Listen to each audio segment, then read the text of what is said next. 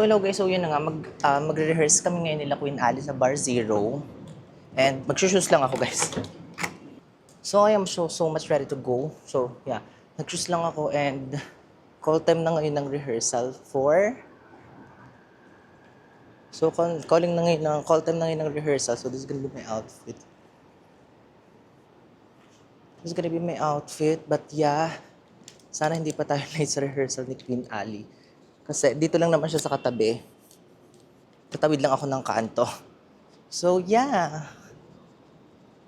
And this is gonna be my first time guys mag-perform as a drag queen. So I just wanna document it, di ba? Parang this is gonna be my drag queen experience na vlog. And yeah, later andun sila Mama Ali. So naloka ako kasi hindi ko na-charge yung camera. So hindi ako na makakuha ng clip guys. So nag-elevator na ako at punta na ako doon sa bar guys. And I'll let you know.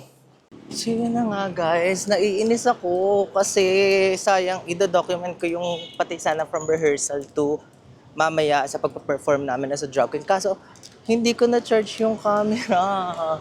And nagdalian ako kasi, alam niyo ba guys, parang 4 na natapos kahapon yung party. 4 na kami natapos kahapon sa bar. And then, siguro mga 5 nakauwi na kami. And then 6 a.m. siguro nakatulog or 7 a.m. And then ngayon yung call time 1 p.m.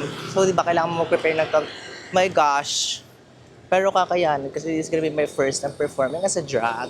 And birthday ni Queen Ali. So, I will be very happy to dedicate this performance to her as her drag daughter. So, yan, dito ako ngayon, walking ako sa Greenfield. And, yeah, yung late ka na nagising pero may time kang magkulot. Ganun yung mga ina-achieve natin in life, diba? Because we're gonna die! We're gonna die! OA. Apaka-OA ng madaday. So yun na guys, at nandito na tayo sa Bar Zero. Dito lang talaga siya sa may Greenfield na, I don't know, parang park. Like that. So sobrang kaharap lang siya ng Greenfield na park. Or ng, ewan ko kung anong tawag dito. But yeah. So yeah. Ako pa lang yung andito. Since yan nga lang yung condo. Kapitbahay lang. So, masasabi ko lang kay Queen Ali, shoota ka ma, pinag-aga-aga mo ako, pinakikeme-keme mo akong OTW ka na. Pero sa totoo, hindi pa talaga. Kasi hindi pa bukas yung Bar Zero. So, nagwe-wait ako dito ngayon. Sayang yung kulot ko, diba? If I were you guys, visit na kayo dito kasi grabe din yung mga drag queen dito, mga palaban din, ang gaganda nila, and so sobrang talented nila. As in talaga showcase nila yung mga talents nila.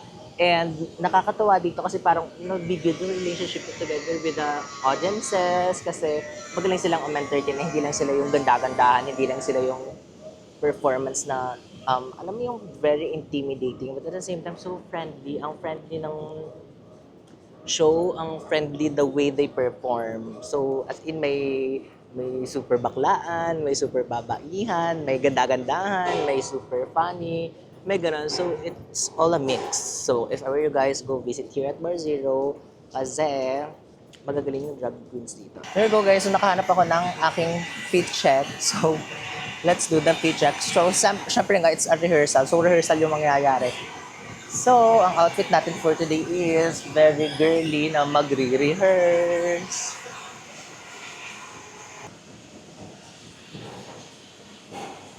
So yeah guys, I'll see you mamaya sa loob. Sobrang tagal nila Queen Ali na to the point na ang dami ko ng shot ng outfit check. I even have this one.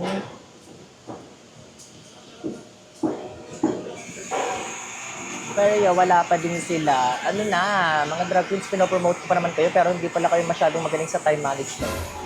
Charot. Hi! Pogi niyan siya, oh. Kamukha ko daw siya. Guys, andito na po si birthday girl. Birthday show mo later. I-blip muna lang. Birthday show mo later. Ha? Birthday show mo mamaya. Hindi ko ba alam bakit ako nagba-birthday show.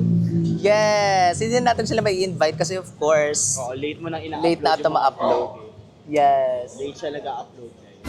Kaya dapat. Papasok na po ang mga gay. Ano yun? Nagpili pa kayo na or yun lang? Guys, loob na kami ng Bar Zero. Perform yung mga drag queens dyan later. And, yeah, so maraming capacity yung Bar Zero para ma-accommodate kayo. So if I were you, go na kayo girls. Let's have fun here. Oh my gosh, I'm so excited for later actually guys. My God, parang ngayon na lang ulit manunumbalik yung pagiging performer ko as a dancer, as a singer, ganyan. Baka feeling talented ka. So yun, so now naman, we're gonna have experience to do drag queens. Para ma-share ko din sa inyo kung ano yung ginagawang efforts ng mga drag queens para lang makapag-perform and ma-entertain kayo guys. So yeah, parang this is to cover na din the life of a drag queen here in the Philippines. So appreciate natin yung mga drag queens. So sa mga drag queens dyan, mabuhay! Walang stabilization yung camera niya. Gag-stabilize din for ano nga yung travel vlog. O yun o, late. Dapat sumusunod. Mahirap si Jomab. Si Brian J. Rodoy. Magay ka naman sa vlog. Pampadami ng views.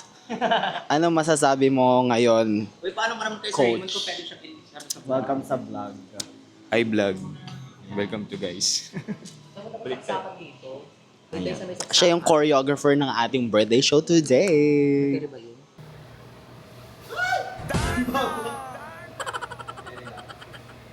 Ay, the outfit.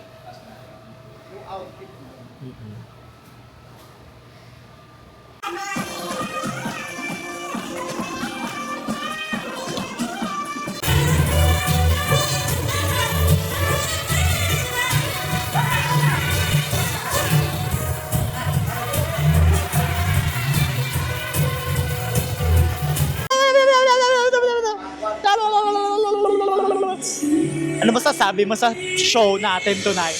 Laban! Ba't kayo mga I-beep mo. Ayan. First time mag-show ni Shamsa or ni Joma B on my birthday show. Yeah. Kaya supportahan natin yung pagiging drag artist ni Joma B. Sideline. Sideline, di ba? Yeah. Shamsa Manel. Magay ka naman sa vlog ni Joma. Bonjour, bonjour. Hello. Welcome to my seductive Hi, Joma. Ayan. Good luck sa show mo. Good luck. Happy birthday, Joma. Ay, hindi niya birthday. Ay, cover. Happy birthday and good luck kay Joma. Ano niya to? Ang tawag doon? Drag debut. Yes. Sana walang amoy. Parang may amoy na. Sabi ko may amoy yung mic niya. Medyo may amoy yung mic ni Joma. Kaya i-like nyo, i-share nyo yung vlog para may pambili siya ng bagong mic kasi medyo may amoy siya. Yes. Ayan. Nagre-rehearse sila dyan. Ayan na. Oh, rehearse sila. Diba? Oh. Ang ating setup for tonight for the birthday show. Ayan, nag-rehearse si Jexy na hindi naman magaling. Parang katawa! Hey, charing. Yan, bye guys! Mamaya na ulit. Bye! So yan guys, tapos na yung rehearsal namin. Nagre-ready na si Queen Ali ng ticket na for later. So for now, uuwi muna ako ng condo para mag-prepare. So see you later, Mama Ali. Tayo, see you later. Uwi muna ako. Bye. Uwi muna ako. Babo. Babalik pa rin. Bye, see you later. So yun, we're out and about. Grabe, parang 2 p.m. tayo nag-start. Pumunta dito sa Bar Zero. And it's now 7:30. Grabe yung rehearsal namin. Nag-umpisa siya ng 2. So syempre, kailangan mo din naman rehearse pati yung mga technicals with all the lights. And of course, we're gonna try the music. Umuwi din ako kasi ito lang yung condo. Super lapit lang dito. So here you go guys. I'm here na sa condo. And yeah, oh my God. Quick change na. Grabe. Hirap maging drag queen guys. Kaya if I were you, grabe. I-appreciate niyo yung performance ng mga drag queen. Kasi... Good evening everyone! Ma! Hello! Hi! Kamusta naman? Hindi ko na kinakaya. Grabe, ang hirap maging drag queen. Sinasabi ko rin sa mga viewers ko, i-appreciate niyo yung drag queen. Grabe yung life nila. As of now, Sham sa Manel is ready po. So, ayan na. Abangan nyo ako sa Bar Zero, di ba, Mama Glenn? Abangan nyo siya. Actually, abangan nyo na lang yung video kasi for sure, di naman kayo makakapanood kung nanonood kayo ngayon sa vlog ko. Grabe yung support nila. Grabe yung support ni Mama Glenn. Thank you so much, Mama Glenn. You're welcome. Welcome, guys, sa life ni Samsha Manel. Yes. Bye! Manood na lang kayo mamaya.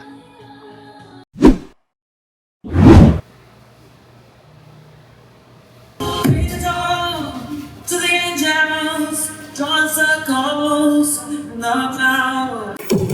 Keep your mind on the distance when the devil was around. Walking in your heart tonight in the magic of the dark moonlight. Save me from this empty night.